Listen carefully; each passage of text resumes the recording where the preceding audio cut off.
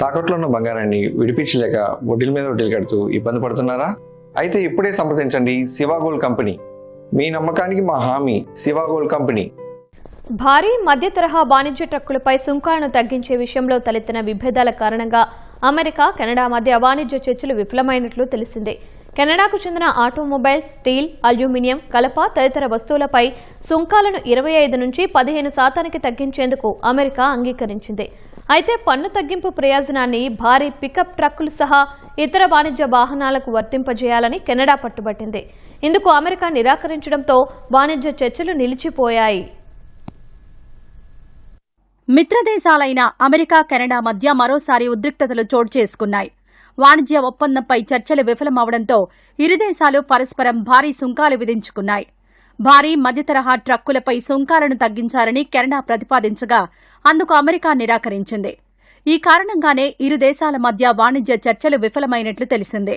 కెనడాకు చెందిన కార్లు, steel, aluminium, కలపపై సుంకాలను 25 నుంచి 15% తగ్గించేందుకు అమెరికా అంగీకరించింది. అయితే భారీ పికప్ ట్రక్కులు సహా ఇతర వాణిజ్య వాహనాలకు కూడా ఈ సుంకాల తగ్గింపును వర్తింపజేయాలని కెనడా పట్టుబట్టింది. చివరి నిమిషంలో కెనడా చేసిన ఈ ప్రతిపాదనను అమెరికా తిరస్కరించడంతో చర్చలు అర్ధాంతరంగా నిలిచిపోయాయి.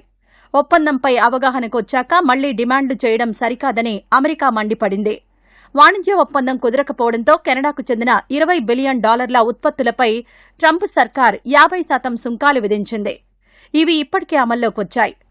అమెరికా ఆచరణ సాధ్యం కాని షరతులను పెట్టడంతో ఒప్పందం నుంచి తప్పుకోవాల్సి వచ్చిందని కెనడా ప్రధాని మార్క్ కార్నీ అన్నారు. తమ దేశ కీలక పరిశ్రమలను బలహీనపరచడానికి తాము సిద్ధంగా లేమన్నారు. ప్రస్తుతం తాము అమెరికాతో యుద్ధంలో ఉన్నామని వ్యాఖ్యానించారు. అమెరికాకు ఉక్కు, గృహోపకరణాలు, వ్యవసాయ పరికరాలు, ఎలక్ట్రానిక్స్ వంటి ఉత్పత్తులపై 50% ప్రతీకార సుంకాలు విధిస్తామని చెప్పారు. వచ్చే నెల 8 నుంచి ఇవి అమల్లోకొస్తాయని వెల్లడించారు. ఒకవేళ అమెరికా తమ ఉత్పత్తులపై సుంకాలను తగ్గిస్తే తాము తగ్గిస్తామని మార్క్ కార్నీ పేర్కొన్నారు.